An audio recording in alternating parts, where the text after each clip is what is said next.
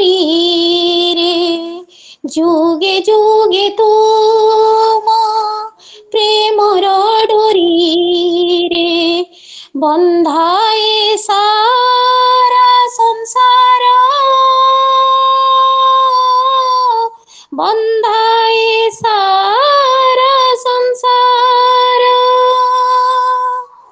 आउ थोरे तुमे कृष्ण होई जाओ आउ थोरे तुमे कृष्ण होई जाओ हे मोर कला ठाकुर हे मोर कला ठाकुर तुमरी ओठारू झरी पड़ु पुणी तुमरी ओठारू झरी पड़ु पुणी मोहन बंशीर स्वर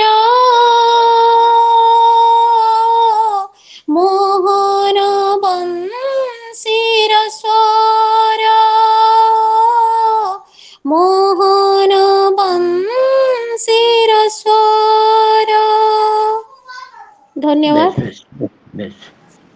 धन्यवाद भौणी खूब सुंदर भाव कृष्ण को फेरी आसवा कला ठाकुर पाखरे आपणकर प्रतिवेदन हृदयस्पर्शी थिला अशेष अशेष धन्यवाद एक आध्यात्मिक परिवेश रे एई आसरटा को भिजै देथिबा वर्तमान आसर रे उपस्थित थिबा श्रीमती जमुना महापात्र मिश्र को अनुरोध रखुची से विवेकानंद एक मोहनीय बाणी उपस्थापना करबा हेबे स्वागत महोदय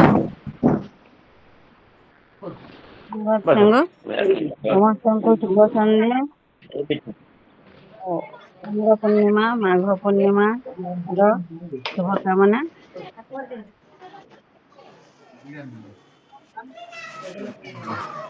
विवेकवाणी पाठ करने आगु मुझे हरिध्वनि बोली दूसरी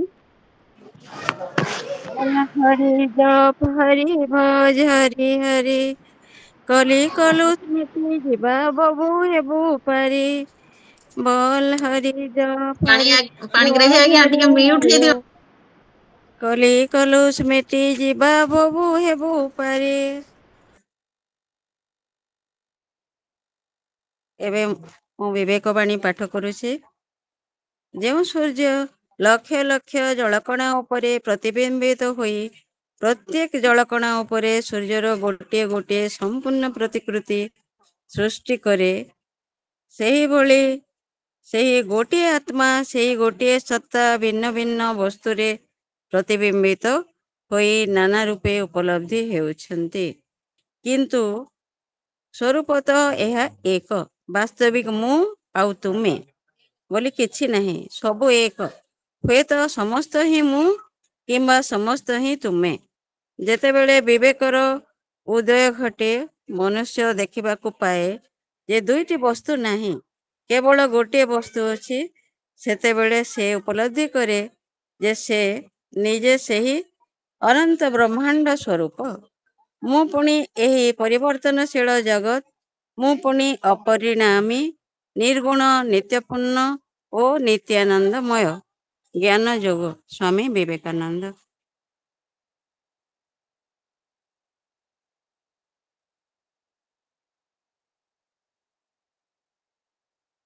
धन्यवाद।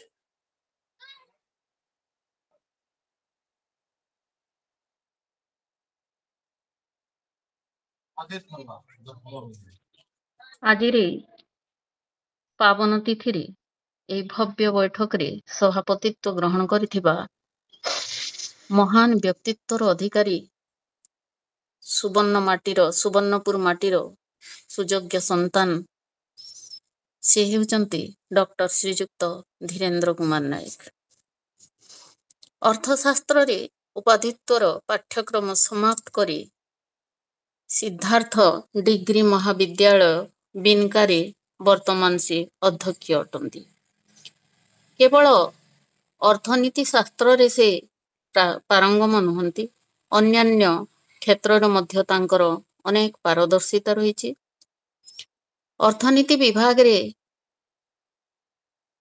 ଅର୍ଥନୀତି କ୍ଷେତ୍ରରେ ରହିବି ଭାଷା ସାହିତ୍ୟ ପ୍ରତି ତାଙ୍କର ଅନୁରାଗ ତାଙ୍କୁ ଏକ ଭାଷାବିତ୍ର ମାନ୍ୟତା ଦେଇଛି।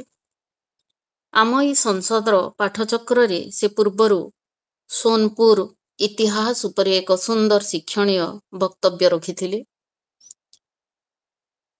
ବିଭିନ୍ନ ସାହିତ୍ୟ ସମାବେଶ, କଳା ସଂସ୍କୃତିର କାର୍ଯ୍ୟକ୍ରମରେ ତାଙ୍କର ଉପସ୍ଥିତି ତାଙ୍କ ବିଜ୍ଞତା ଓ ତାଙ୍କର ଅନ୍ତର୍ନିହିତ ପ୍ରତିଭାର ବିକାଶୋନ୍ମୁଖୀ ଦିଗକୁ ପ୍ରତିଭାତ କରିଥାଏ। ତାଙ୍କର ଶାନ୍ତ ସରଳ ନମ୍ର ସ୍ୱଭାବ ନିମନ୍ତେ ସେ ସମସ୍ତଙ୍କର ଅତି ପ୍ରିୟ। ଆଜିର ବୈଠକରେ ଏଭଳି ଏକ ବ୍ୟକ୍ତିତ୍ୱଙ୍କୁ ସଭାପତି ରୂପେ ପାଇ ଆମେ ସମସ୍ତେ ବିଶେଷ ଭାବେ ଗର୍ବିତ ଓ ଆନନ୍ଦିତ। ବର୍ତ୍ତମାନ ଏହି ସଭାର ସଭାପତି ରୂପେ ଆସନ ଅଳଙ୍କୃତ କରିବାକୁ ତାଙ୍କୁ ମୁଁ ଆହ୍ୱାନ ଜଣାଏ। ଧୀ ଶକ୍ତିରେ ପୂର୍ଣ୍ଣ ହେ ଅର୍ଥନୀତିଜ୍ଞ, ଧୀ ଶକ୍ତିରେ ପୂର୍ଣ୍ଣ ହେ ଅର୍ଥନୀତିଜ୍ଞ, ଆମନ୍ତ୍ରଣ ଆମ ଘେନ, ରେଣୁ ସମଜ୍ଞାନ ତବ ଜ୍ଞାନ ଭଣ୍ଡାରୁ, କରନ୍ତୁ ଆମକୁ ଦାନ, କରନ୍ତୁ ଆମକୁ ଦାନ। নম্রতা ভূষণে বিভূষিত ହୋଇ ଅତୁଲିତ ଶିକ୍ଷା ଦାନ, ଦ୍ରଷ୍ଟବ୍ୟ ଅଟଇ ଏଭଳି ବ୍ୟକ୍ତିତ୍ୱ ମାଟିର ଯୋଗ୍ୟ ସନ୍ତାନ, ଆମନ୍ତ୍ରଣ ଆମ ଘେନ, ଆମନ୍ତ୍ରଣ ଆମ ଘେନ। ସ୍ୱାଗତ ସାର୍ ଆପଣଙ୍କୁ। ଧନ୍ୟବାଦ ମ୍ୟାଡାମ। ବର୍ତ୍ତମାନ ଆପଣଙ୍କୁ ଏହି କାର୍ଯ୍ୟକ୍ରମଟିକୁ ଆଗକୁ ବଢାଇବା ନିମନ୍ତେ ଅନୁରୋଧ ସହ ଆମନ୍ତ୍ରଣ ରଖେ। ପ୍ରଣାମ ସାର୍। ସ୍ୱାମୀ ବିବେକାନନ୍ଦ ଲୋକ ସଂସଦ ବିଚାରଧାରା ବିଭାଗ ସୋନପୁର ଜିଲ୍ଲାର 43ତମ ଇ ପାଠଚକ୍ରକୁ ସମସ୍ତଙ୍କୁ ସାଦର ଅଭିନନ୍ଦନ ଓ ହୃଦୟ ଭିତରୁ ଯଥାମାନ୍ୟ ସମ୍ମାନ ଏବଂ ପ୍ରଣାମ। ଆଜିର ଆଲୋଚ୍ୟ ବିଷୟ ହେଉଛି ଜାତୀୟତାର ମୂର୍ତ୍ତିମନ୍ତ ପ୍ରତୀକ ସୁଭାଷ ଚନ୍ଦ୍ର ବୋଷ। ଏ କ୍ରମରେ ଆମ ଗହଣରେ ଅଛନ୍ତି ଆଲୋଚକ ଭାବରେ ଶ୍ରୀଯୁକ୍ତ ବିଜୟ କୁମାର ସାହୁ ମହୋଦୟ, ଯିଏକି ଇତିହାସ ବିଭାଗର ଅଧ୍ୟାପକ, କୁଶଳେଶ୍ୱର ଆଞ୍ଚଳିକ ମହାବିଦ୍ୟାଳୟ, ରେକୁଟିଆ, କେଉଁଝର। ବନ୍ଧୁ ଶ୍ରୀଯୁକ୍ତ ବିଜୟ କୁମାର ସାହୁ ଜଣେ ଆଜୀବନ ସଦସ୍ୟ ସ୍ୱାମୀ ବିବେକାନନ୍ଦ ଲୋକ ସଂସଦର। ଅଧ୍ୟାପନା ସହିତ ସମାଜ ସେବାରେ ନିଜକୁ ଉତ୍ସର୍ଗୀକୃତ କରିଛନ୍ତି। ଏହାର ପରିଚୟ ମିଳେ ମହାବିଦ୍ୟାଳୟର ଯୁବ ରେଡକ୍ରସ ଏବଂ ଜାତୀୟ ସେବା ଯୋଜନା କାର୍ଯ୍ୟକ୍ରମ ମାଧ୍ୟମରେ। ତତ୍ସହିତ କବିତା ଲେଖିବା, ବିଭିନ୍ନ କାର୍ଯ୍ୟକ୍ରମରେ ଉପସ୍ଥାପନା କରିବା, ଜଗନ୍ନାଥ ସଂସ୍କୃତି ଏବଂ ପରମ୍ପରାର ପ୍ରଚାର ଏବଂ ପ୍ରସାର କରିବା ଦିଗରେ ସେ ସର୍ବଦା ତତ୍ପର। ଆଧ୍ୟାତ୍ମିକ ପ୍ରବଚନ ଏବଂ ଭଜନ ପରିବେଷଣ ବି ସେ କରନ୍ତି। ବିଭିନ୍ନ ପତ୍ରପତ୍ରିକାରେ ଏହି ସମ୍ବନ୍ଧୀୟ ବିଭିନ୍ନ ପ୍ରବନ୍ଧ ତାଙ୍କର ପ୍ରକାଶିତ ହୋଇଛି ଏବଂ ଲୋକଲୋଚନକୁ ଆସିଛି। ଏହି ବିଶେଷ କାର୍ଯ୍ୟକ୍ରମରେ ତାଙ୍କୁ ମୁଁ ସ୍ୱାଗତ କରୁଛି। ତାଙ୍କର ବିଭିନ୍ନ ସାହିତ୍ୟ, ସଂସ୍କୃତି, ପରମ୍ପରା ଉପରେ ତାଙ୍କର ଯେଉଁ ଅବଦାନ ରହିଛି, ସେ ବିଭିନ୍ନ ସଂସ୍ଥାରୁ ସମ୍ମାନିତ ହୋଇଛନ୍ତି। ତେଣୁ ଆଜିର ଏହି ସଭାକୁ ପୁଣି ଥରେ ସମସ୍ତଙ୍କୁ ସ୍ୱାଗତ କରୁଛି। ବିଶେଷ ଭାବରେ ସ୍ୱାଗତ କରୁଛି ଆଜିର ଆଲୋଚକ ମହୋଦୟଙ୍କୁ। ତାଙ୍କର ବକ୍ତବ୍ୟର ବିଷୟ ରହୁଛି ଜାତୀୟତାର ମୂର୍ତ୍ତିମନ୍ତ ପ୍ରତୀକ ସୁଭାଷ ଚନ୍ଦ୍ର ବୋଷ। ନେତାଜୀ ତୁମେ ଜଗତ ଯୁଗାନ୍ତ ବୀରତାର ଅନନ୍ତ ଦିଗନ୍ତ ସ୍ୱାଧୀନତା ତୁମ ଲକ୍ଷ୍ୟ ମୋତେ ରକ୍ତ ଦିଅ ମୁଁ ଦେବି ସ୍ୱାଧୀନତା ମୋତେ ରକ୍ତ ଦିଅ ମୁଁ ଦେବି ସ୍ୱାଧୀନତା ଅମର ହେଉ ଏ ବାଣୀ ସବୁଦିନ ପାଇଁ ଜାଣୁ ଏ ଜଗତ ଅମର ହେଉ ଏ ବାଣୀ ସବୁଦିନ ପାଇଁ ଜାଣୁ ଏ ଜଗତ ପ୍ରଣାମ ଜଣାଏ ହେ ବୀର ପୁରୁଷ କରି ମଥାନତ ପ୍ରଣାମ ଜଣାଏ ହେ ବୀର ପୁରୁଷ କରି ମଥାନତ ଜାତୀୟତାର ମୂର୍ତ୍ତିମନ୍ତ ପ୍ରତୀକ ଆପଣ ଜାତୀୟତାର ମୂର୍ତ୍ତିମନ୍ତ ପ୍ରତୀକ। ବର୍ତ୍ତମାନ ମୁଁ ଅନୁରୋଧ ରଖୁଛି ଶ୍ରୀଯୁକ୍ତ ବିଜୟ କୁମାର ସାହୁ ମହୋଦୟଙ୍କୁ ତାଙ୍କର ଆଲୋଚନା ସେ ଉପସ୍ଥାପନ କରିବେ। ଶ୍ରୀଯୁକ୍ତ ବିଜୟ କୁମାର ସାହୁ।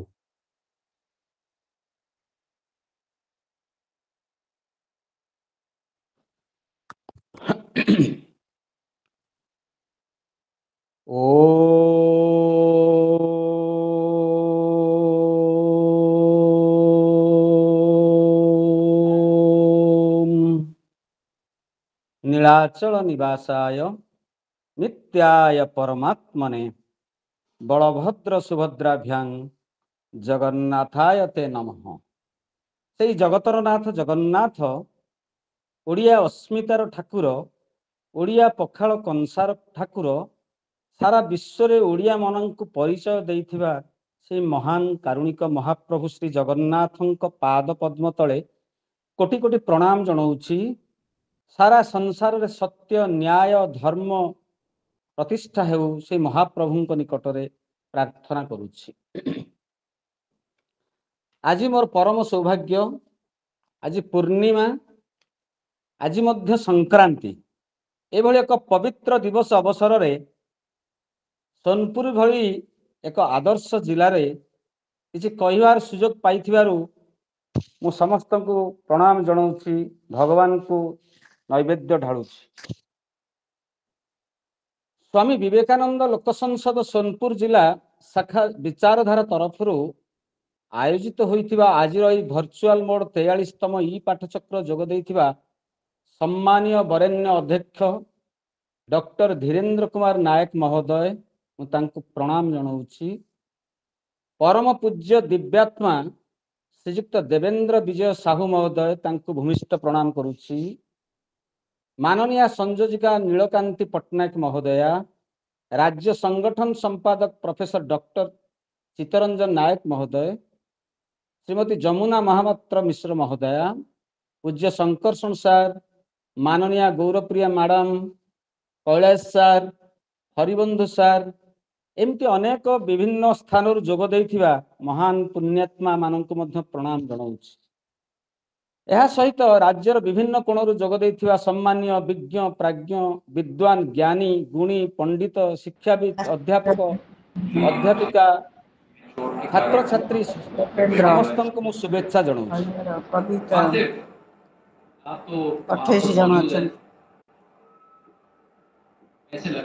संकर्षण तारातरण शुभुछि तो प्रभात शंकर शुभुछि आज्ञा समस्त को शुभुछि तो गोल्डन जुबली 118 जन मेंबर ए समस्त को अनुरोध करा जाउची टिके अनम्यूट हे जांतु सार को सुनिबा प्लीज।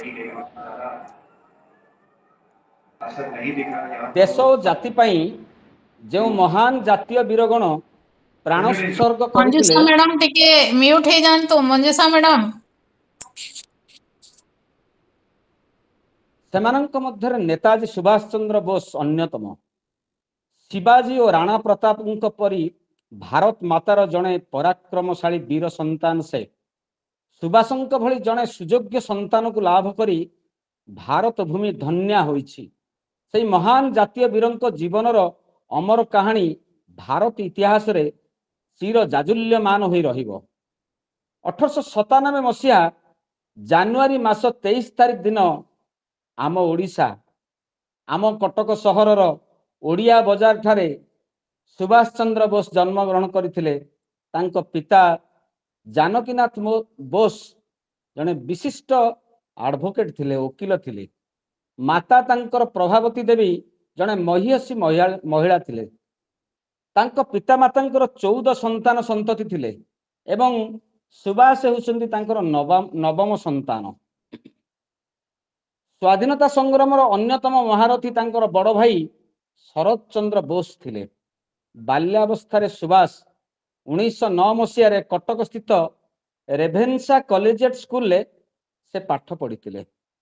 ତାଙ୍କର 2 ଜଣ ଶ୍ରେଷ୍ଠ ଗୁରୁ ଥିଲେ ଶ୍ରୀଯୁକ୍ତ ବେଣୀ ମାଧବ ଦାସ, ଶ୍ରୀଯୁକ୍ତ ନାରାୟଣ ମହାନ୍ତି।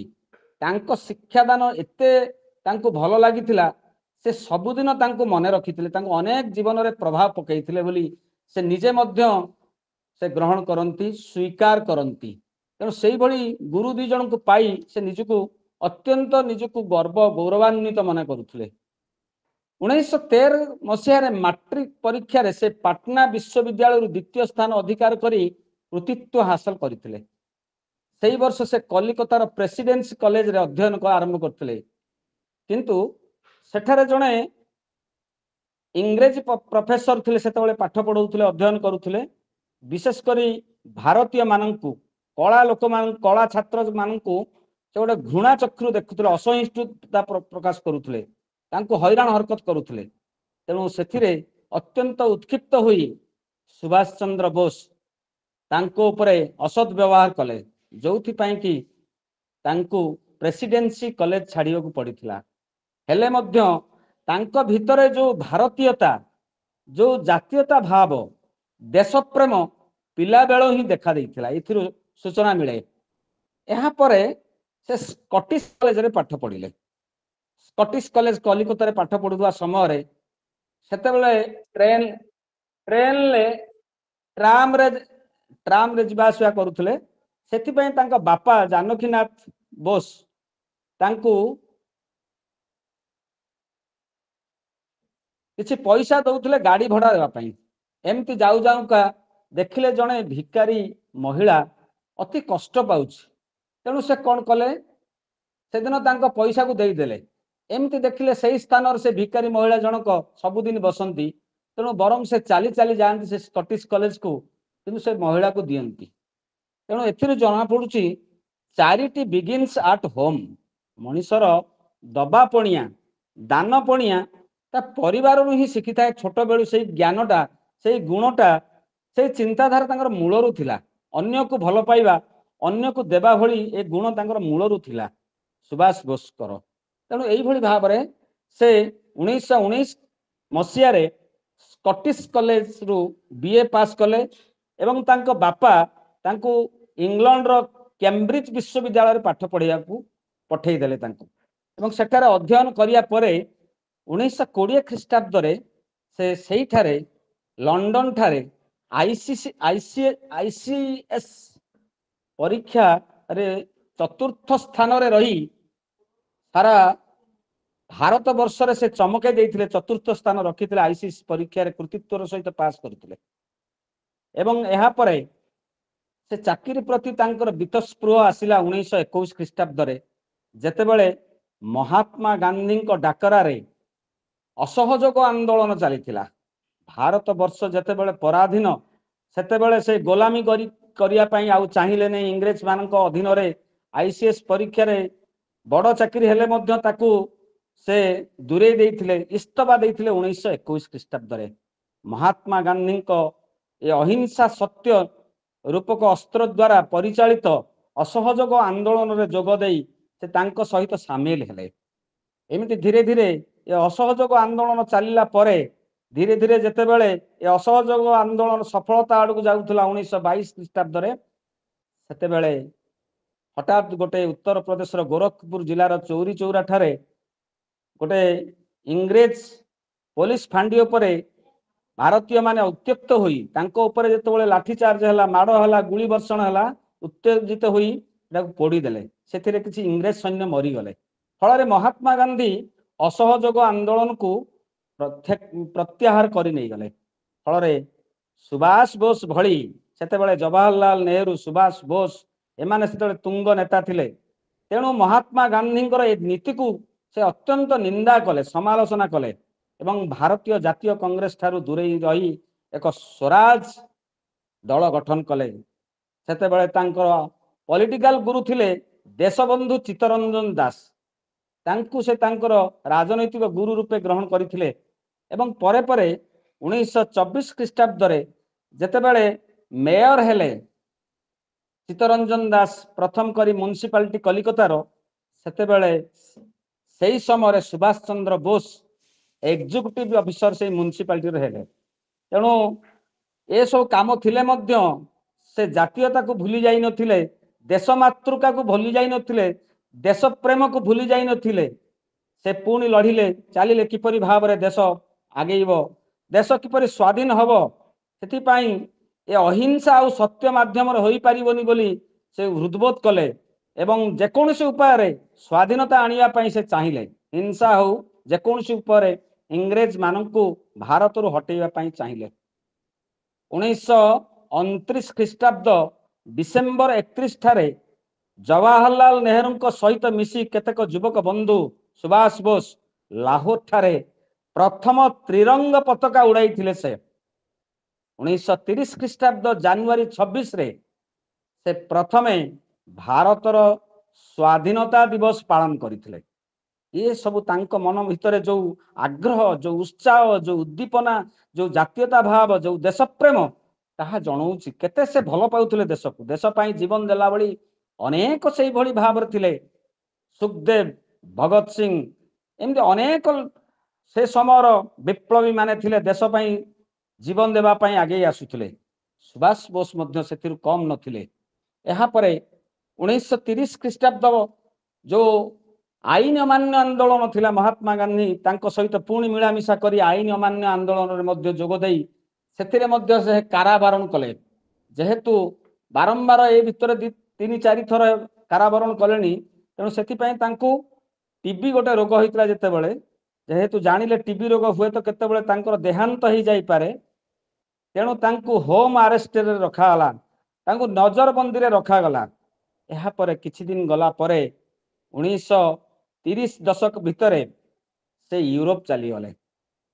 1934 ଖ୍ରୀଷ୍ଟାବ୍ଦରେ ଅଷ୍ଟ୍ରିଆର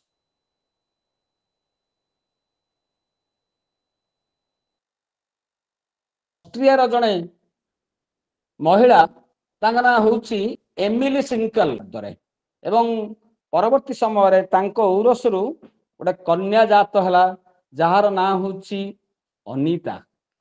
ଏବେ ଅନିତାଙ୍କର ଯୋଉମାନେ ପୁତ୍ର, ତାଙ୍କର ସ୍ୱାମୀ, ଅନିତାଙ୍କର ସ୍ୱାମୀ ହେଉଛନ୍ତି ଜର୍ମାନୀ ହବ୍ସବର୍ଗ ବିଶ୍ୱବିଦ୍ୟାଳୟର professor Martin Fab.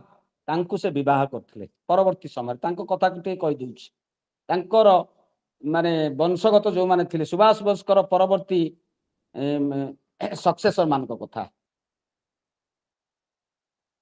Martin Fab ଏବଂ ଅନିତାଙ୍କ ଔରସରୁ 2ଟି କନ୍ୟା ଏବଂ ଗୋଟିଏ ପୁତ୍ର ସନ୍ତାନ ଜନ୍ମ ହୋଇଥିଲା। 2ଟି କନ୍ୟାର ନାମ ଥୋମାସ କ୍ରିଷ୍ଣା ଏବଂ ମାୟା କାରିନା, ଆଉ ପୁତ୍ରର ନାଁ ହେଉଛି ପିଟର ଅରୁଣ। ଏବେ ବି ଅଛନ୍ତି। ଏହାପରେ ସୁଭାଷ ବୋଷ ଯେତେବେଳେ ଫେରିଲେ ୟୁରୋପରୁ, ତାଙ୍କୁ ପୁଣି ଥରେ ଆରେଷ୍ଟ କରାଗଲା। ଏମିତି ବାରମ୍ବାର ହେଇ ପ୍ରାୟ ଜୀବନ ତମାମ 11 ଥର ତାଙ୍କୁ ଜେଲ ଦଣ୍ଡ ଭୋଗିବାକୁ ପଡ଼ିଥିଲା। ସେଥିରୁ ଯେହେତୁ ତାଙ୍କ ଦେହ ଅସୁସ୍ଥ ହେଉଥିଲା, ଟିବି ରୋଗରେ ଆକ୍ରାନ୍ତ ଥିଲେ, ତେଣୁ ଅଧିକାଂଶ ସମୟ ତାଙ୍କୁ ନଜରବନ୍ଦୀ କରାଯାଉଥିଲା। ଏହାପରେ ଏତେ ସେ ଲୋକପ୍ରିୟ ହୋଇସାରିଥିଲେ ଭାରତୀୟ ଜାତୀୟ କଂଗ୍ରେସରେ, ଭାରତର ବିଭିନ୍ନ କୋଣରେ। ସେଥିପାଇଁ 1938 ଖ୍ରୀଷ୍ଟାବ୍ଦରେ ଭାରତୀୟ ଜାତୀୟ କଂଗ୍ରେସର ଯୋଉ ଅଧିବେଶନ ବସିଲା, ବାର୍ଷିକ ଅଧିବେଶନ ହରିପୁରା ଠାରେ, ସେଠାରେ ସର୍ବସମ୍ମତି କ୍ରମେ ସେ ସଭାପତି ହେଇପାରିଥିଲେ। ମହାତ୍ମା ଗାନ୍ଧୀଙ୍କର ଆଦର୍ଶ, ସୁଭାଷ ବୋଷଙ୍କର ଆଦର୍ଶ ଭିନ୍ନ ଥିଲା। ସେମାନଙ୍କର ମତାନ୍ତର ଥିଲା କିନ୍ତୁ ମନାନ୍ତର ନଥିଲା। ପରବର୍ଷ ଦିନ 1939 ଖ୍ରୀଷ୍ଟାବ୍ଦରେ ମହାତ୍ମା ଗାନ୍ଧୀ ଚାହୁଁନଥିଲେ ଆଉ ସୁଭାଷ ବୋଷ ସେ ନିର୍ବାଚିତ ହୁଅନ୍ତୁ ସଭାପତି ଭାବରେ। ତେଣୁ ସେ ତାଙ୍କର ନିଜର ସମର୍ଥକ ପଟ୍ଟାଭି ସୀତାରାମାୟା ତାଙ୍କୁ ନିର୍ବାଚନରେ ଠିଆ କରେଇଲେ ସୁଭାଷ ବୋଷଙ୍କ ବିରୁଦ୍ଧରେ ତ୍ରିପୁରା କଂଗ୍ରେସରେ। ଏଥିରେ ମଧ୍ୟ ମହାତ୍ମା ଗାନ୍ଧୀଙ୍କର ସମର୍ଥକ ପଟ୍ଟାଭି ସୀତାରାମାୟା ସେ ମଧ୍ୟ ପରାଜିତ ହେଲେ।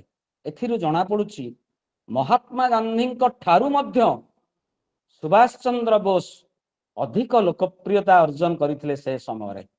କିନ୍ତୁ 1938-39 ଘଟଣା ଇଏ ଯେତେବେଳେ ଦ୍ୱିତୀୟ ବିଶ୍ୱଯୁଦ୍ଧ ଆରମ୍ଭ ହେବାକୁ ଯାଉଥିଲା ସେତେବେଳେ ତତ୍କାଳୀନ ଇଂଲଣ୍ଡର ପ୍ରଧାନମନ୍ତ୍ରୀ ଲର୍ଡ ଲିନ୍ ଲିଥ୍ ଗୋ କୌଣସି ନେତାମାନଙ୍କୁ ନ ପଚାରି ଭାରତ ଇଂଲଣ୍ଡ ସପକ୍ଷରେ ଯୁଦ୍ଧ କଲା ବୋଲି ଯେତେବେଳେ ଘୋଷଣା କଲେ ସୁଭାଷ ବୋଷ ଅତ୍ୟନ୍ତ ମର୍ମାହତ ହେଲେ ଏବଂ ବ୍ୟଥିତ ହୋଇ କ୍ରୋଧାନ୍ୱିତ ହୋଇ ଭାରତୀୟ ଜାତୀୟ କଂଗ୍ରେସରୁ ସବୁଦିନ ପାଇଁ ଇସ୍ତଫା ଦେଇଦେଲେ। ତେଣୁ ଇଏ ହଉଛି ତାଙ୍କର କେତେ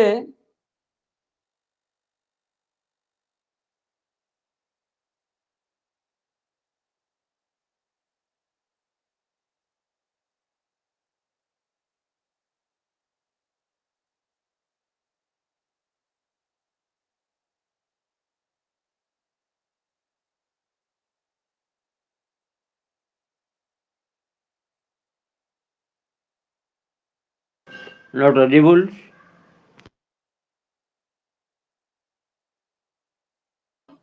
ତାଙ୍କର ଲିଙ୍କ ଫେଲ୍ ହେଇଗଲା ବୋଧେ। କ୍ଷମା କରିବେ, 2-3ଟା ଫୋନ ଆସିଗଲା ପରେ ମୁଁ କାଟିଦେଲା ବେଳକୁ ସେଟା କଟିଗଲା। ଦୟାକରି କ୍ଷମା କରିବେ ମତେ ଯଦି ଭୁଲ କିଛି ହେଇଥାଏ।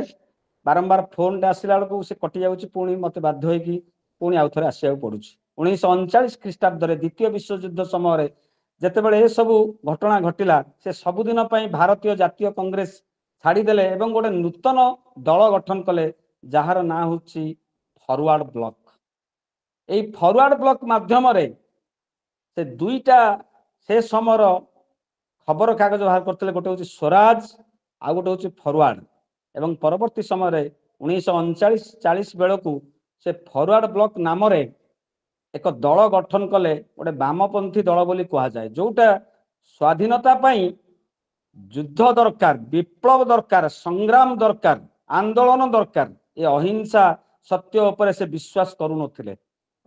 ଏବଂ ଏ ପ୍ରତି ତାଙ୍କ ପ୍ରତି ଅନେକ ଉତ୍ସାହ ଉଦ୍ଦୀପନାର ସହିତ ଅନେକ ସମର୍ଥକ ତାଙ୍କର ଅନୁଗାମୀ ଧୀରେ ଧୀରେ ତାଙ୍କ ପ୍ରତି ଆକର୍ଷିତ ହୋଇ ଏ ଦଳରେ ସେମାନେ ସହଯୋଗ କଲେ, ସମର୍ଥନ କଲେ। କିନ୍ତୁ ଏ ସମୟର ଦୁଃଖର କଥା, ବାରମ୍ବାର ଇଂରେଜ ସରକାର ଦେଖିଲେ ୟାଙ୍କୁ ଯଦି ଆରେଷ୍ଟ କରା ନଯାଏ ତାହେଲେ ଭବିଷ୍ୟତରେ ଏ ଦ୍ୱିତୀୟ ବିଶ୍ୱଯୁଦ୍ଧରେ ଆମକୁ ହାରିବାକୁ ପଡ଼ିବ ଏବଂ ଭାରତକୁ ମଧ୍ୟ ଛାଡ଼ିବାକୁ ପଡ଼ିବ।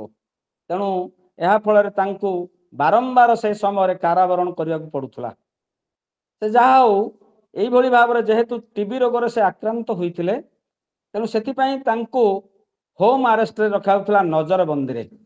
ସେ ସେମିତି ଗୋଟେ ସମୟ ଖୋଜୁଥିଲେ ଯେତେବେଳେ ଏଇ ନଜରବନ୍ଦୀ ଭିତରୁ କେମିତି ଖସିବା ପାଇଁ, ସେଥିପାଇଁ ସେ ନିଜେ ଚେଷ୍ଟା କଲେ କିପରି ଭାବରେ ସେଥିରୁ ପଳେଇବା ପାଇଁ। ସେଦିନ ଥାଏ 1941 ମସିହା ଜାନୁଆରୀ 16 ତାରିଖ, ନିର୍ଦ୍ଦିଷ୍ଟ ଏଇଟା ଗୋଟେ ସ୍ମରଣୀୟ ଦିବସ। 1941 ମସିହା ଜାନୁଆରୀ 16 ତାରିଖ ଦିନ ସେ ପୂର୍ବରୁ କିଛି ଦିନ ଧରି ପୋଲିସ ମାନେ, ଇଂରେଜ ମାନେ ଯାଆନ୍ତି ତାଙ୍କୁ ଦେଖା କରିବା ପାଇଁ। ସେ ତାଙ୍କୁ ମନା କଲେ, କହିଲେ ମୋ ଦେହ ଅତ୍ୟନ୍ତ ଅସୁସ୍ଥ। କିନ୍ତୁ ସେ ଏ ସମୟରେ କାହାକୁ ଦେଖା ନ ଦେବାର କାରଣ ହେଉଛି ତାଙ୍କର ଦାଢ଼ିକୁ ସେ ବଢଉଥିଲେ ଆସ୍ତେ ଆସ୍ତେ। ଦାଢ଼ି ବଢେଇଲେ ତାଙ୍କ ରୂପ ବଦଳିବ, ସେଥିପାଇଁ ଗୋଟେ ଛଦ୍ମ ବେଶ କଲେ, ନିଜର ନାଁ ଦେଲେ ମହମ୍ମଦ ଜିଆଉଦ୍ଦିନ। ଗୋଟେ ପଠାଣ, ଗୋଟେ ମୁସଲିମ ବେଶରେ ବାହାରିଲେ ସେଦିନ 1941 ଜାନୁଆରୀ 16 ତାରିଖ ଦିନ। ନିଜର ଭାଇର ପୁତୁରା ଶିଶିର ବୋଷକୁ ଧରିକି ତାଙ୍କ କାରରେ ସେ ବସିଲେ ଏବଂ ଗୋଟେ ମୁହଁରେ ଢାଙ୍କୁଣୀ ଦେଇ ଦାଢ଼ି ରଖି ଗୋଟେ ଅଲଗା ବେଶ ଧରି ସେ ଖସିଗଲେ, ଚାଲିଗଲେ ତାଙ୍କ ଘରୁ। ସେ ନଜରବନ୍ଦୀରେ ଯୋଉ ଥିଲେ, ଯୋଉ କାରରେ ବସିଥିଲେ ସେ କାରର ନମ୍ବର ହେଲା BLA 7169। ସେ କଲିକତାରୁ ଚାଲିଲେ ଆସାନସୋଲ, ସେଠୁ ଟ୍ରେନରେ ଗଲେ ଧାନବାଦରୁ ଗୋମା, ଦିଲ୍ଲୀ, ତାର ସେଇଠି କାଲକା ମେଲରେ ଗଲେ। ସେଠୁ ଦିଲ୍ଲୀରୁ ଗଲେ ପେଶାୱାର, ଯୋଉଟା ବର୍ତ୍ତମାନ ପାକିସ୍ତାନରେ ଅବସ୍ଥିତ। ସେଠି ଫ୍ରଣ୍ଟିୟର ମେଲ ଗୋଟେ ଟ୍ରେନ ଚାଲୁଥିଲା ସେତେବେଳେ, ସେଥିରେ ସେ ଛଦ୍ମ ବେଶରେ ଗଲେ। ତାପରେ ସେ ପହଞ୍ଚିଗଲେ ଆଫଗାନିସ୍ତାନରେ। ଆଫଗାନିସ୍ତାନରେ ଯେତେବେଳେ ଗଲେ, ସେ ଭାଷା ଯେହେତୁ ତାଙ୍କ ସହିତ କୌଣସି ଭାଷା ଅଲଗା, ତାଙ୍କ ଭାଷା ମିଶିବନି। ଯେହେତୁ ଇଂରେଜ ମାନେ ଚାରିଆଡେ ଖୋଜିକି ବୁଲୁଥିଲେ ତାଙ୍କୁ ଧରିବା ପାଇଁ, କୋଉଠି ନା କୋଉଠି ଥିବେ। ତେଣୁ ସେଥିପାଇଁ ସେ ତାଙ୍କୁ ଗୋଟେ ବେଶ ପରିବର୍ତ୍ତନ କରିଦେଲେ, ନିଜକୁ ଗୋଟେ ଡିପ୍ ହେଇଗଲେ, ମୂକ ହେଇଗଲେ ଏବଂ କାବୁଲି ବାଲା ନାମରେ ସେ ପରିଚିତ ହୋଇ ଗାଡ଼ିରେ ବସିକି ତାଙ୍କର ଜଣେ ଅନୁଗାମୀ ତାଙ୍କୁ ବିଭିନ୍ନ କ୍ଷେତ୍ରରେ ବିଭିନ୍ନ ସ୍ଥାନରେ ସିମ୍ବଲିକ ଭାବରେ ତାଙ୍କୁ ସାହାଯ୍ୟ ସହଯୋଗ କରୁଥିଲେ କେତେ କେତେ ଜଣ। ତେଣୁ ସେ ଯାହା ହଉ ଆଫଗାନିସ୍ତାନର କାବୁଲ ଦେଇ ସେ ପହଞ୍ଚିଲେ ଯାଇ ରୁଷିଆରେ। ରୁଷିଆ ହେଉଛି ଗୋଟିଏ ସାହାଯ୍ୟକାରୀ ଦେଶ ସେତେବେଳେ ଥିଲା, ଯୋଉଠି ସେ ଚିନ୍ତା କଲେ ରୁଷିଆରେ ଯେହେତୁ ରୁଷିଆ ହେଉଛି ଇଂଲଣ୍ଡର ଗୋଟେ ମିତ୍ର ରାଷ୍ଟ୍ର, ତେଣୁ ଏଠି କୌଣସି ସାହାଯ୍ୟ ମିଳିବ ନାହିଁ। ତେଣୁ ସେତେବେଳେ ସେ ଜର୍ମାନୀ ଚାହିଁଲେ ଯିବା ପାଇଁ ଏବଂ ନିଜର ନାଁ ମଧ୍ୟ ସେଠୁ ଚେଞ୍ଜ କଲେ। ପ୍ରଥମେ ମହମ୍ମଦ ଜିଆଉଦ୍ଦିନ, ତାପରେ କାବୁଲିବାଲା, ଏବେ ଯେତେବେଳେ ରୁଷିଆରୁ ବାହାରିଲେ, ରୁଷିଆକୁ ଆସିଲେ ଏବଂ ରୁଷିଆରୁ ଗଲେ ଜର୍ମାନୀ, ତାଙ୍କର ନାମ ପରିବର୍ତ୍ତନ ହେଲା ଓର୍ଲାଣ୍ଡୋ ମାଜୋଟା। ଗୋଟେ ଇଟାଲୀ ନାମ, ଗୋଟେ ଫେକ୍ ପାସପୋର୍ଟ କରି ସୁଭାଷ ଚନ୍ଦ୍ର ବୋଷ କେତେ କଷ୍ଟ, କେତେ ଧୈର୍ଯ୍ୟ, କେତେ ସହନଶୀଳତା, ଚାଲି ଚାଲି କେତେ ବାଟ ଯାଉଥିଲେ, ଘୋଡ଼ା ଗାଡ଼ିରେ କେତେବେଳେ ଯାଉଥିଲେ, କେତେବେଳେ ଧୂଳି ରାସ୍ତାରେ ଗଧ ପିଠିରେ ଯାଇଛନ୍ତି। ଏମିତି ଅନେକ କଷ୍ଟ ସ୍ୱୀକାର କରି ସେ ରୁଷିଆରୁ ଯାଇ ପହଞ୍ଚିଲେ ଜର୍ମାନୀର ରାଜଧାନୀ ବର୍ଲିନ ଠାରେ। ସେତେବେଳେ ୟୁରୋପ କାହିଁକି ସାରା ବିଶ୍ୱରେ ଚହଳ ସୃଷ୍ଟି କରୁଥିବା ଜର୍ମାନୀର ଶାସକ ଥିଲେ ଆଡଲଫ ହିଟଲର। ଚାରିଆଡେ ଚର୍ଚ୍ଚା ତାଙ୍କର। ସୁଭାଷ ବୋଷ ଭାବିଲେ ଇଏ ହିଁ ଏକମାତ୍ର ଭରସା, ବିଶ୍ୱାସ ଯୋଗ୍ୟ ବ୍ୟକ୍ତି, ଇଂଲଣ୍ଡର ଶତ୍ରୁ, ୟାଙ୍କ ନିକଟରୁ ମୁଁ ହୁଏତ ସାହାଯ୍ୟ ପାଇପାରିବି। ସେ ଯାଇ ଯେତେବେଳେ ପରିଚୟ ଦେଲେ, ନିଜର ଉଦ୍ଦାମତା ପ୍ରକାଶ କଲେ, ନିଜର ବୀରତ୍ୱ ପ୍ରକାଶ କଲେ, ସେତେବେଳେ ଅତ୍ୟନ୍ତ ଖୁସି ହେଇଗଲେ। ଆଡଲଫ ହିଟଲର ଖୁସି ହେଇକି କହିଲେ, ମୁଁ ହେଉଛି 2 କୋଟିର ଶାସକ, କିନ୍ତୁ ସୁଭାଷ ବୋଷ ହେଉଛନ୍ତି ଭାରତର 40 କୋଟି ଲୋକଙ୍କର ନେତା। ସମସ୍ତେ କରତାଳି ଦେଇ ତାଙ୍କୁ ସ୍ୱାଗତ ସମ୍ବର୍ଦ୍ଧନା ଜଣେଇଲେ।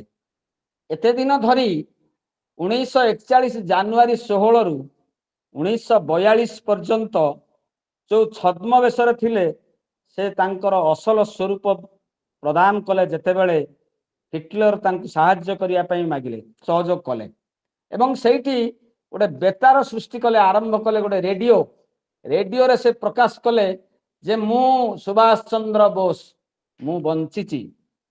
ତେଣୁ ହେ ମୋର ଭାରତ ଭାଇ ଭଉଣୀ ମାନେ, ଭାରତୀୟ ମାନେ, ଆପଣ ମାନେ ଯୋଉ ଭାରତ ଛାଡ ଆନ୍ଦୋଳନ ଚଳେଇଛନ୍ତି 1942 ଖ୍ରୀଷ୍ଟାବ୍ଦରୁ, ଆପଣ ମାନେ ତାହା ଚାଲୁ ରଖନ୍ତୁ। ମୁଁ ମଧ୍ୟ ଚେଷ୍ଟା କରୁଛି କେମିତି ଭାରତ ବର୍ଷ ଏକ ସ୍ୱାଧୀନ ଦେଶ ରୂପେ ପରିଗଣିତ ହେବ। ତେଣୁ ବେତାର ମାଧ୍ୟମରେ ସାରା ବିଶ୍ୱ ଜାଣିଲେ ଯେ ସୁଭାଷ ବୋଷ ବଞ୍ଚିଛନ୍ତି ବୋଲି। ବଡ଼ ରହସ୍ୟମୟ ଜୀବନ ତାଙ୍କର। ସେ ମଧ୍ୟ ଆମେ ପଢିବା ନା ଆମେ ଶୁଣିବା, ପରବର୍ତ୍ତୀ ସମୟରେ ଆଲୋଚନା କରିବା ଯେ ତାଙ୍କର ଜୀବନ କିପରି ରହସ୍ୟମୟ, ଶେଷରେ କେମିତି କଣ ଘଟଣା ଘଟିଛି, ଏପର୍ଯ୍ୟନ୍ତ ମଧ୍ୟ ତାଙ୍କର ମୃତ୍ୟୁ ରହସ୍ୟାବୃତ। ତେଣୁ ସେଠି ଯାଇକି ସମସ୍ତଙ୍କ ଓପନଲି ଡିକ୍ଲାର କଲେ, ମୁଁ ହେଉଛି ସେଇ ସୁଭାଷ ଚନ୍ଦ୍ର ବୋଷ, ଆପଣ ମାନଙ୍କୁ ମୁଁ ସ୍ୱାଗତ ଜଣାଉଛି, ସମ୍ବର୍ଦ୍ଧନା ଜଣାଉଛି। ଜର୍ମାନୀ ଦ୍ୱାରା ପରାସ୍ତ ହୋଇଥିବା ଭାରତୀୟ ସୈନ୍ୟମାନଙ୍କୁ ପ୍ରାୟ 4000 ସୈନ୍ୟମାନେ ହିଟଲର ତାଙ୍କୁ ହସ୍ତାନ୍ତରିତ କଲେ ଖୁସି ହୋଇକି। ତାଙ୍କର ଉଦ୍ଦାମତା, ତାଙ୍କର ନିଃସ୍ୱାର୍ଥପରତା, ତାଙ୍କର ଦେଶପ୍ରେମ, ତାଙ୍କର ଜାତୀୟତା ଭାବ, ତାଙ୍କ ଦେଶ ପ୍ରତି ଭଲ ପାଇବାକୁ ଦେଖି ଅତ୍ୟନ୍ତ ଖୁସି ହେଲେ। ଦେଖିଲେ ସୁଭାଷ ଚନ୍ଦ୍ର ବୋଷ ଏଠି ଆଉ ବେଶୀ ଦିନ ରହିବାକୁ ଅସୁବିଧା ହେଇପାରେ, ତେଣୁ ସେ ଭବିଷ୍ୟତରେ ଏଠି ଅସୁବିଧା ହେଇପାରେ, କାରଣ ସେହି ସମୟ ବେଳକୁ ଧୀରେ ଧୀରେ ମିତ୍ର ଶକ୍ତି ଇଂଲଣ୍ଡ, ଫ୍ରାନ୍ସ, ରୁଷିଆ ଏମାନେ ଜର୍ମାନୀକୁ ଆକ୍ରମଣ କରିବାକୁ ଯାଉଛନ୍ତି। ତେଣୁ ସେ ସେଠାରୁ ଜାପାନକୁ ଚାଲିଯିବା ପାଇଁ ମନସ୍ଥ କଲେ।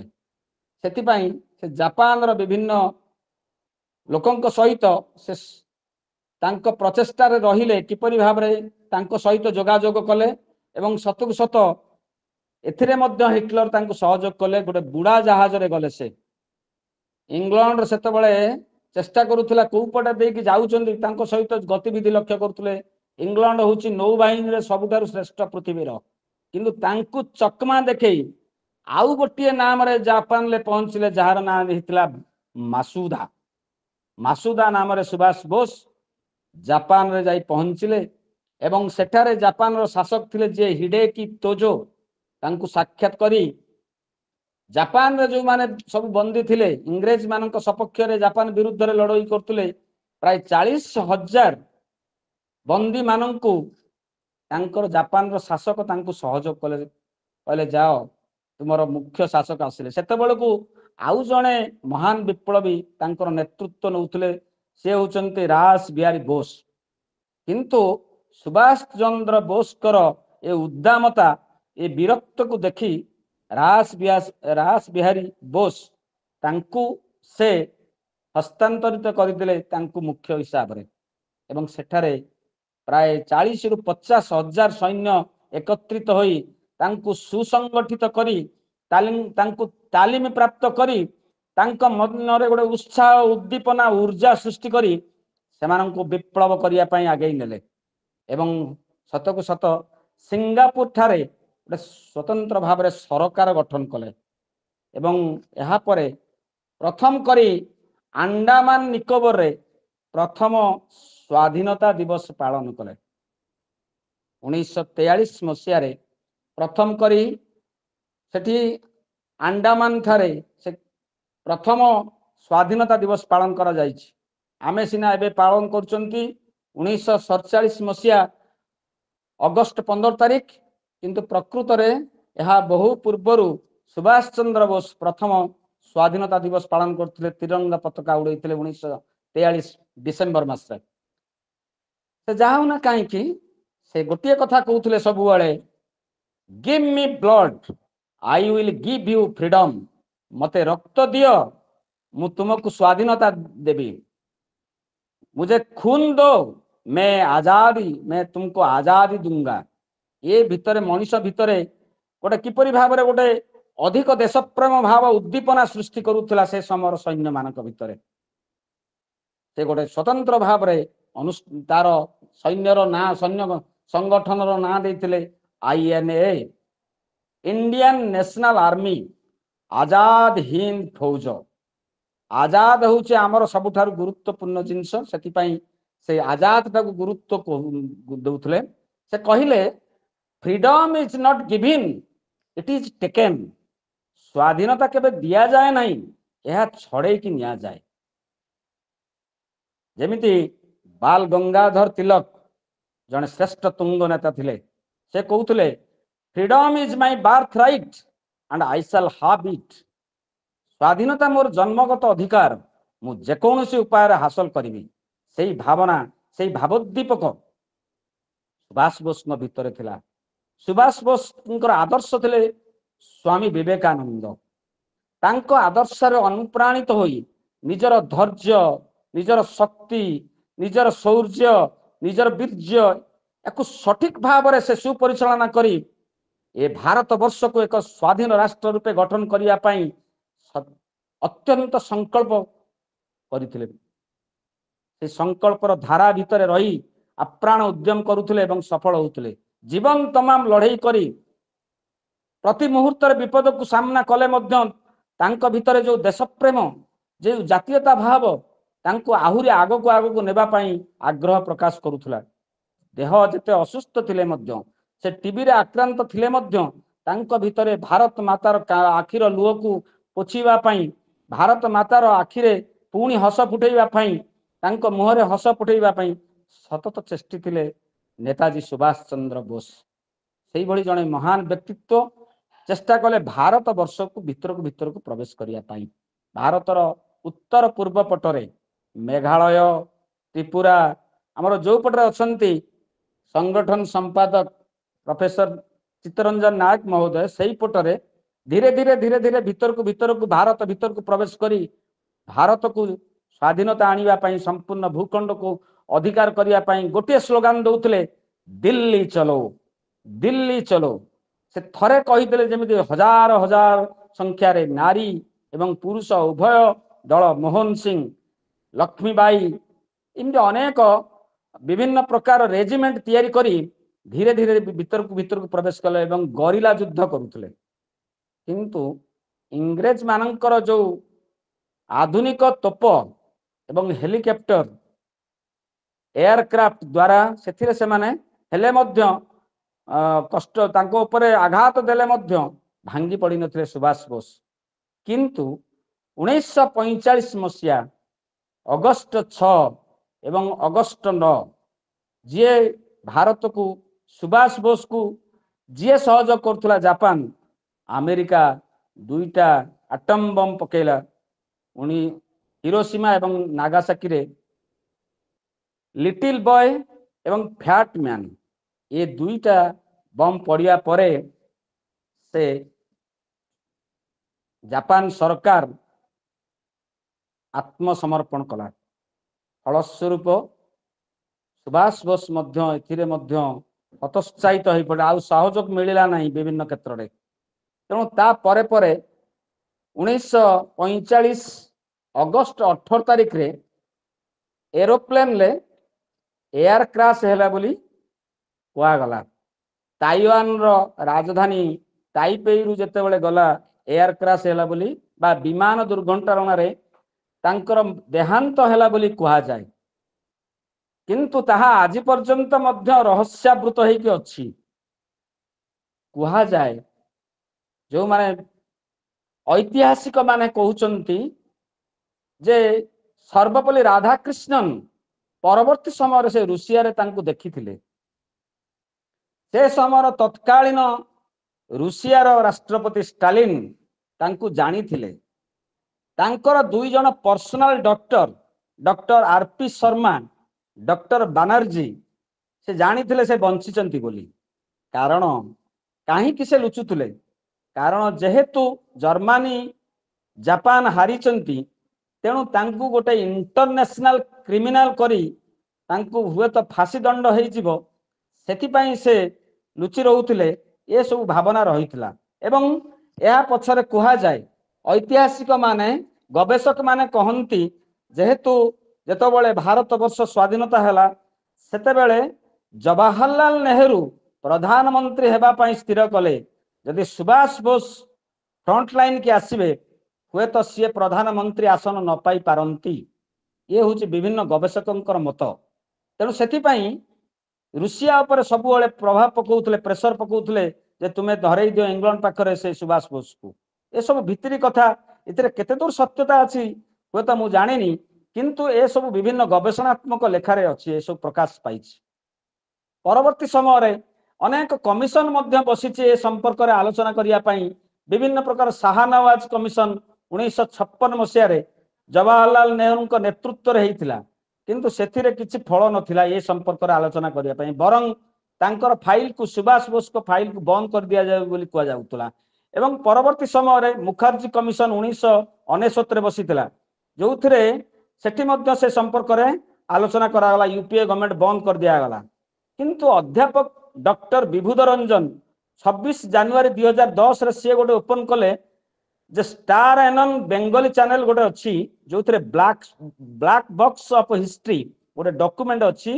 ମନୋଜ ମୁଖାର୍ଜୀ ସେଇଥିରେ କହିଛନ୍ତି ଟିଭି ଇଣ୍ଟରଭ୍ୟୁରେ, ଯୋଉ ଗୁମନାମ ବାବା ଥିଲେ ସେଠୁ ସେ ପଳେଇ ଆସିକି ଥିଲେ ହିମାଳୟରେ ଆସି ରହିଲେ ଗୁମନାମ ବାବା ଭାବରେ, ଭଗବାନଜୀ ନାମରେ ପରିଚିତ ହୋଇ ଗୁମନାମ ବାବା ସେ ରହୁଥିଲେ ଏଠି, ଯାହାଙ୍କର ମୃତ୍ୟୁ ହେଲା 1985 ମସିହାରେ ଏବଂ ତାଙ୍କର ଦେହାନ୍ତ ହେଲା। ଯିଏ ଗୁମନାମ ବାବା ସତରେ ସିଏ ହିଁ ସୁଭାଷ ବୋଷ ଥିଲେ ବୋଲି ପ୍ରମାଣିତ ହେଲା ବୋଲି ଏ ଟିଭି ଚ୍ୟାନେଲରେ କୁହାଯାଉଥିଲା। ଇଏ ହୁଏତ ରହସ୍ୟ କଥା, ଏ କଥାରେ ଆମେ କେତେ ଦୂର ଗ୍ରହଣ କରିବା ସେ ନିଜ କଥା, ଏଟା କୌଣସି ଯେହେତୁ ପ୍ରମାଣ ସିଦ୍ଧ ନୁହେଁ।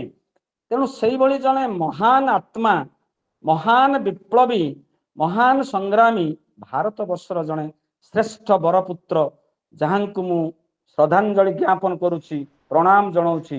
ଏବଂ ଆଜିର ଏ କାର୍ଯ୍ୟକ୍ରମରେ ମୋତେ ସୁଯୋଗ ଦେଇଥିବାରୁ ସୋନପୁର ଶାଖା ତରଫରୁ ଆୟୋଜିତ ହୋଇଥିବା ସମସ୍ତ ବ୍ୟକ୍ତି ଏବଂ ସମସ୍ତ ବିଭିନ୍ନ ସ୍ଥାନରୁ ଯୋଗ ଦେଇଥିବା ପୂଜ୍ୟ Sankarshan sir, professor Bijay Kumar sir, Prabhat Nalini madam, Tarangini madam, doctor Dhirendra sir, ଅନେକ ଅଛନ୍ତି। ମୁଁ ସମସ୍ତଙ୍କୁ ପ୍ରଣାମ ଜଣାଇ मोर वक्तव्य को सांग करूँ जदि किसी भूल थाए क्षमा करेंगे। प्रणाम। जय श्री जगन्नाथ।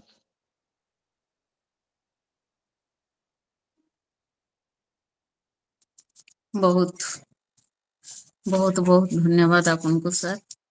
खूब सुंदर भावरे आपण नेताजी सुभाष बोसଙ୍କର सामग्रिक जीवन उपरे सामग्रिक जीवन चरित उपस्थापना कले एवं देश पाई मातृभूमि पाई तांकर त्याग निष्ठा एक त्याग निष्ठार जीवंत उदाहरण दे आम मानकु अवगत करिथिबारु बहुत धन्यवाद जणे।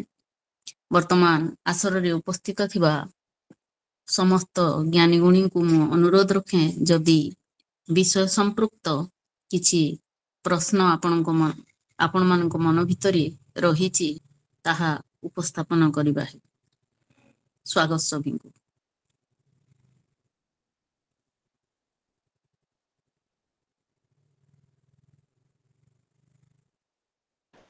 ଆଉ ପ୍ରଶ୍ନ ନାହିଁ ସଭାପତିଙ୍କୁ କୁହନ୍ତୁ ସମରାଇଜ କରିବେ।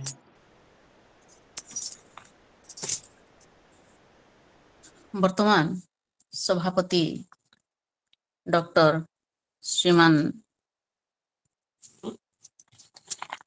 धीरेन्द्र कुमार नायक को मु अनुरोध रखिबी से आज आलोचनार विषय वस्तुर संक्षिप्त सारांश प्रदान करिबा हेबे। स्वागत सर आपनको। धन्यवाद मैडम। मु आरंभ करिबी प्रारंभिक संगीतरू। आउ थरे तुमे कृष्ण होई जा मोर कला ठाकुर जुगे जुगे तुम प्रेमर डोरी रे बंधाए सारा संसार। अति सुंदर प्रारंभिक संगीत थिला। भगवान जगन्नाथ को अनुरोध कराहेछि तुमे पुणी थरे कृष्ण हो जाओ एवं प्रेमर डोरी रे ये सारा संसार को बांधी रखि थाओ। भगवान करंतु तांकर प्रेमर डोरी रे समस्ते बंधा हो जातु, समस्त को बांधी रखंतु एवं आशीष प्रदान करंतु। विवेकानंद बाणी उपस्थापन करुथिले जमुना भौणी अति सुंदर भावरे उपस्थापन कले। विजय कुमार साहू महोदय आलोचना क्रम रे नेताजींकर जीवनी अति सुंदर भावरे परसिबा सहित से किभली महात्मा गांधी द्वारा अनुप्रेरित होई स्वाधीनता संग्राम रे जोगदेले, किंतु से अनुभव कले जे स्वाधीनता दिया जाए नाही बरं ताकू आनिबाकू हुए।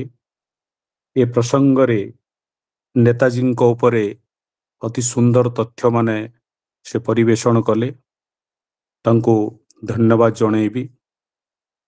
ए कार्यक्रम रे संयोजिका भावरे नीलकांति मैडम को मु शुभेच्छा जनाऊँची, स्वागत करुच्ची। अति सुंदर भावरे संयोजना दायित्व नहीं ए कार्यक्रम को आहुरी मनोरम कले।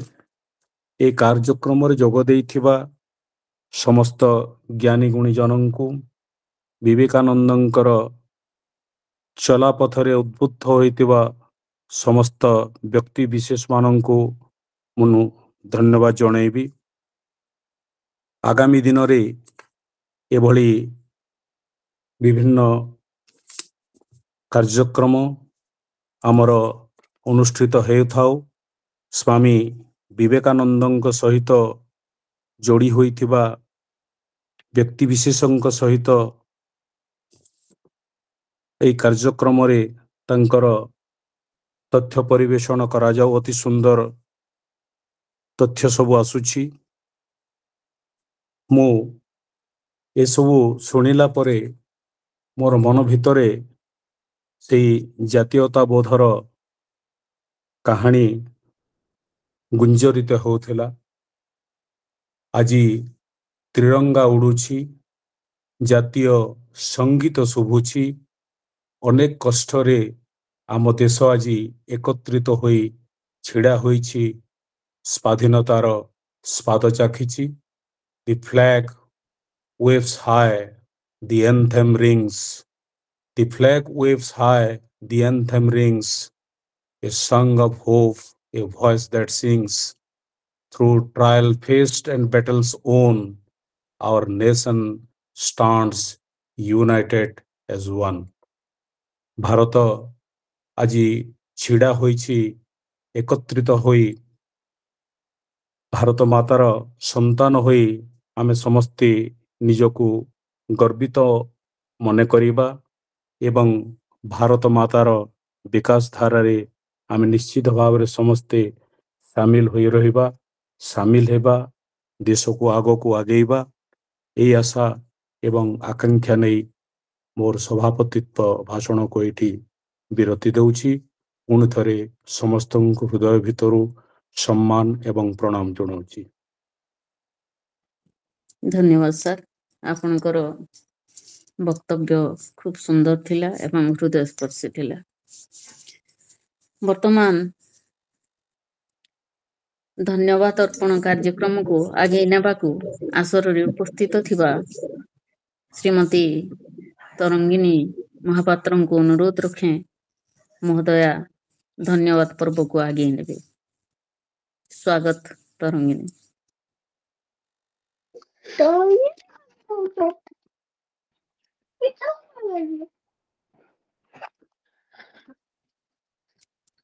ଆଜିର ଆସରରେ ଉପସ୍ଥିତ ସମସ୍ତ ଜ୍ଞାନୀ ଗୁଣୀ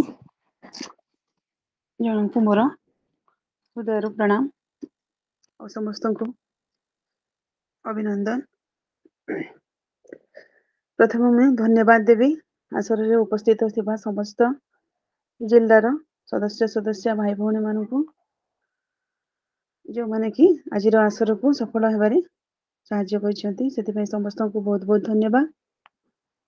ତାପରେ ମୁଁ ଧନ୍ୟବାଦ ଦେବି ଆଜିର ପ୍ରାରମ୍ଭିକ ସଙ୍ଗୀତ ଗାନ କରିଥିବା ତପସ୍ୱିନୀ ମ୍ୟାଡ଼ାମକୁ, ଯେ ବହୁତ ସୁନ୍ଦର ଭାବରେ ପ୍ରାରମ୍ଭିକ ସଙ୍ଗୀତ ଗାନ କରି ଆସରକୁ ଭକ୍ତିମୟ ଆଉ ରସମୟ କରିଦେଇଛନ୍ତି। ତେଣୁ ତପସ୍ୱିନୀ ମ୍ୟାଡ଼ାମକୁ ବି ବହୁତ ବହୁତ ଧନ୍ୟବାଦ। ବିବେକ ବାଣୀ ପଠନ କରିଥିବା ମୋର ଅତି ପ୍ରିୟ ଯମୁନା ଝିଅ, ତାଙ୍କୁ ବି ବହୁତ ସୁନ୍ଦର ଭାବରେ ବିବେକ ବାଣୀ ପଠନ କରି ବିବେକାନନ୍ଦମୟ କରିଦେଇଥିବାରୁ ଆସରକୁ ତାଙ୍କୁ ବି ବହୁତ ବହୁତ ଧନ୍ୟବାଦ। ଆଜିର ମୁଖ୍ୟ ବକ୍ତା ଭାବରେ ଯୋଗ ଦେଇଥିବା ଆମର ବିଜୟ ସାର୍, ତାଙ୍କର ମର୍ମସ୍ପର୍ଶୀ ବକ୍ତବ୍ୟ ଥିଲା ଆଉ ଆମ ମନରେ ଜାତୀୟତା ଭାବ ଜାଗ୍ରତ କରିଥିଲା। ଆମେ ସମସ୍ତେ ସୁଭାଷ ଚନ୍ଦ୍ର ବୋଷଙ୍କ ପରି ଜଣେ ଜଣେ ଜାତୀୟତାବାଦୀ କେମିତି ଆମ ମନରେ ଜାଗ୍ରତ ହେବ, ସେଇ ଭାବ ସେଇଟା ସମସ୍ତଙ୍କ ହୃଦୟରେ ଜାତ ହେଇଥିଲା। ସେଥିପାଇଁ ସାର୍ଙ୍କୁ ବି ତାଙ୍କର ମର୍ମସ୍ପର୍ଶୀ ଉଚ୍ଚକୋଟୀର ଭାଷଣ ପାଇଁ ବକ୍ତବ୍ୟ ଦେଇଥିବାରୁ ସାର୍ଙ୍କୁ ଅନେକ ଅନେକ ଧନ୍ୟବାଦ ଦେଉଛି। ଆଉ ଆଜିର ଆସରରେ ସଭାପତିତ୍ୱ ପଦ ଅଳଙ୍କୃତ କରିଥିବା ମୋର ଅତି ପ୍ରିୟ ଧୀରେନ୍ଦ୍ର ସାର୍, ଯିଏକି ତାଙ୍କର ସଭାପତିତ୍ୱ ପଦକୁ ବହୁତ ସୁନ୍ଦର ଭାବରେ ସୁଚାରୁ ରୂପରେ ଆଉ ତାଙ୍କର ଯେଉଁ ସୁନ୍ଦର ସ୍ୱରରେ ଯେଉଁ ପ୍ରାରମ୍ଭିକ ସଙ୍ଗୀତକୁ ପୁଣି ଥରେ ଗାନ କଲେ, ମୋତେ ସେଇଟା ବହୁତ ହୃଦୟସ୍ପର୍ଶୀ, ବହୁତ ଭଲ ଲାଗିଲା। ସାର୍ଙ୍କର ସଭାପତିତ୍ୱ ବହୁତ ସୁନ୍ଦର ଥିଲା, ସେଥିପାଇଁ ସାର୍ଙ୍କୁ ମୁଁ ଅନେକ ଅନେକ ଧନ୍ୟବାଦ ଦେଉଛି। ଆଉ ମୋର ଅତି ପ୍ରିୟ ନୀଳକାନ୍ତି ଦିଦି, ଯିଏକି ଆଜିକାର ସଂଯୋଜନା କାର୍ଯ୍ୟ ବହୁତ ସୁନ୍ଦର ଭାବରେ କରିଥିଲେ ଆଉ ସମସ୍ତଙ୍କର ମନୋରଞ୍ଜିତ କରି ଆଜିକାର ଆସରକୁ ସଫଳ ମଣ୍ଡିତ କରିଛନ୍ତି। ତେଣୁ ନୀଳକାନ୍ତି ଦିଦିଙ୍କୁ ବି ବହୁତ ବହୁତ ଧନ୍ୟବାଦ। ପରିଶେଷରେ ଆମ ବିବେକାନନ୍ଦ ଲୋକ ସଂସଦର ମାନ୍ୟଗଣ୍ୟ ବରିଷ୍ଠ ବ୍ୟକ୍ତିତ୍ୱ ମାନଙ୍କୁ, ମହାନ ବ୍ୟକ୍ତିତ୍ୱ ମାନଙ୍କୁ ଓ ଆସରରେ ଥିବା ସମସ୍ତ ଜିଲ୍ଲାର ସଦସ୍ୟ ମାନଙ୍କୁ, ଆମ ସୁବର୍ଣ୍ଣପୁର ଜିଲ୍ଲାର ହରିବନ୍ଧୁ ସାର୍, ଦେବେନ୍ଦ୍ର ସାର୍ ଆଉ ଅନ୍ୟାନ୍ୟ ସମସ୍ତ ସଦସ୍ୟ ମାନଙ୍କୁ ଧନ୍ୟବାଦ ଦେଇ ମୋର ଆଜିର ଧନ୍ୟବାଦ ପର୍ବ ଶେଷ କରୁଛି। ଭାରତ ମାତା କି ଜୟ। ବହୁତ ବହୁତ ସୁନ୍ଦର ଉପସ୍ଥାପନା। ଧନ୍ୟବାଦ ତରଙ୍ଗିନୀ। ଧନ୍ୟବାଦ ପର୍ବକୁ ସୁଚାରୁ ରୂପେ ସମ୍ପାଦନ କରି ସମସ୍ତଙ୍କୁ ଧନ୍ୟବାଦ ପ୍ରଦାନ କରିଥିବାରୁ ତୁମକୁ ମଧ୍ୟ ମୁଁ ଧନ୍ୟବାଦ ଜଣାଏ। ବର୍ତ୍ତମାନ ସଭାପତି ଶାନ୍ତିପାଠ କୁହନ୍ତୁ। ଶାନ୍ତିପାଠ କରିବା ପାଇଁ ଆସରରେ ଉପସ୍ଥିତ ଥିବା ଶ୍ରୀମତୀ ଯମୁନା ମହାପାତ୍ର ମିଶ୍ରଙ୍କୁ ମୁଁ ଅନୁରୋଧ ରଖେ ସେ ଶାନ୍ତିପାଠ କରିବା ହେବେ।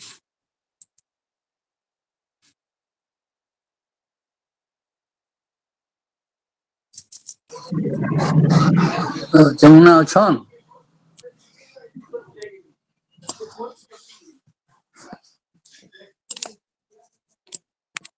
ପଟ୍ଟନାୟକ ମ୍ୟାଡାମ।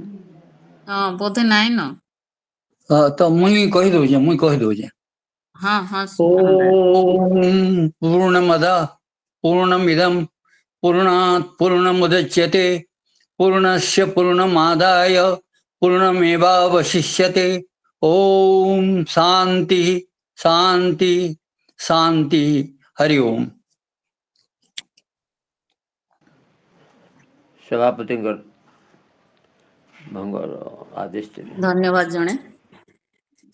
ବର୍ତ୍ତମାନ ସଭା ସାଙ୍ଗ କରିବା। ସଭାର ସଭାପତିଙ୍କୁ ଅନୁରୋଧ ରଖିବି ସେଇ ଏଇ ସଭା ସାଙ୍ଗ କରିବା ହେବେ। ସ୍ୱାଗତ ସାର୍ ଆପଣଙ୍କୁ। ସମସ୍ତଙ୍କୁ ପୁଣି ଥରେ ସମ୍ମାନ ଏବଂ ପ୍ରଣାମ ଜଣାଇ ଏହି କାର୍ଯ୍ୟକ୍ରମକୁ ସଭା ସାଙ୍ଗ କରିବା ପାଇଁ ମୁଁ କହୁଛି। ସାଂଗଠନିକ ଆଲୋଚନା ପାଇଁ ଆମେ ଟିକେ ରହିବା ବାକି ସୋନପୁରର ସମସ୍ତେ ତଥା ଅନ୍ୟ ସଂଗଠନ ସାର୍ ବି ଅଛନ୍ତି।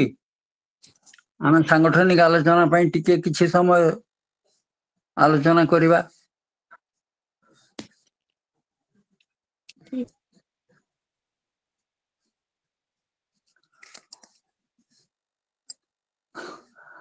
ହଁ ହରିବନ୍ଧୁ ସାର୍।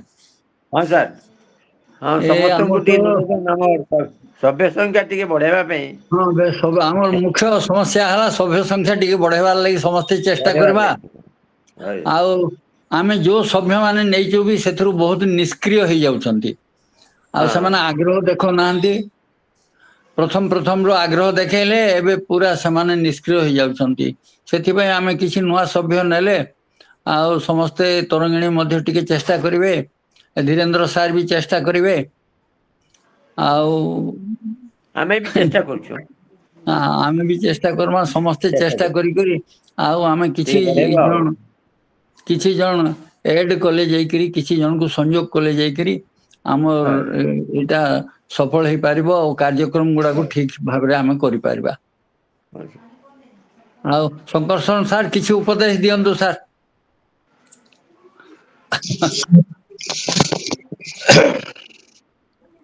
ଉପସ୍ଥିତ ଆଜିର ସୋନପୁର ଜିଲ୍ଲାର ଅନୁଷ୍ଠିତ ଏହି ସାରସ୍ୱତ କାର୍ଯ୍ୟକ୍ରମରେ ଉପସ୍ଥିତ ସମସ୍ତ ଭାଇ ଭଉଣୀ ମାନଙ୍କୁ ମୋର ନମସ୍କାର।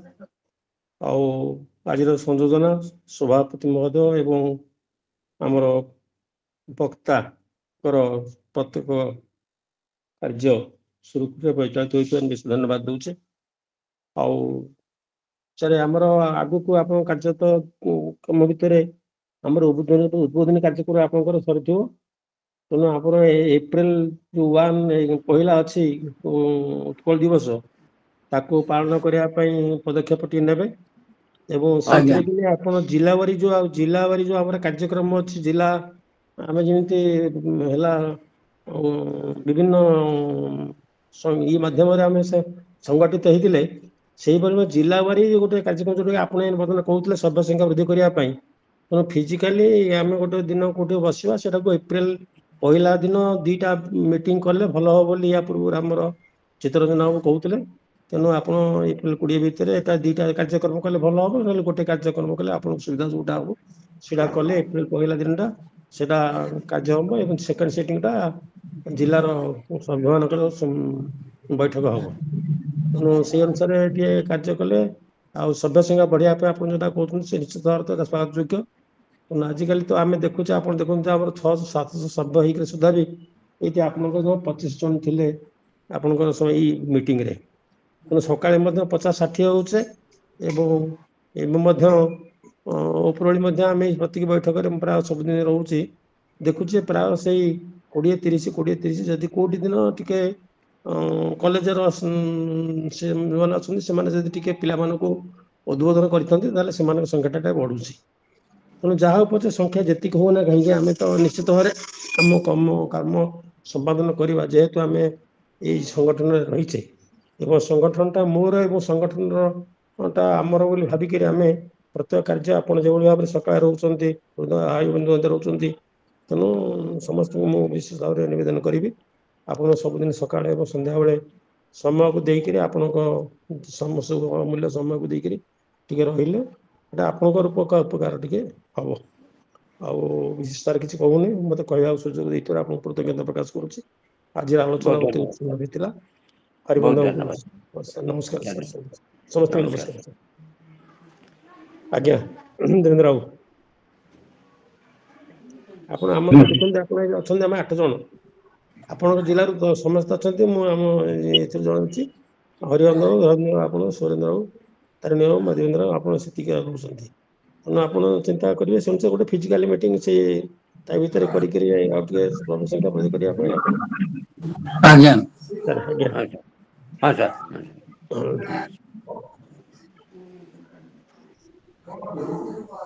ଯିବା ସାର୍। ହଁ ସଭା ସାଙ୍ଗ କରିବା, ସଭା ସାଙ୍ଗ କରିବା କେବେ? ଠିକ ଅଛି।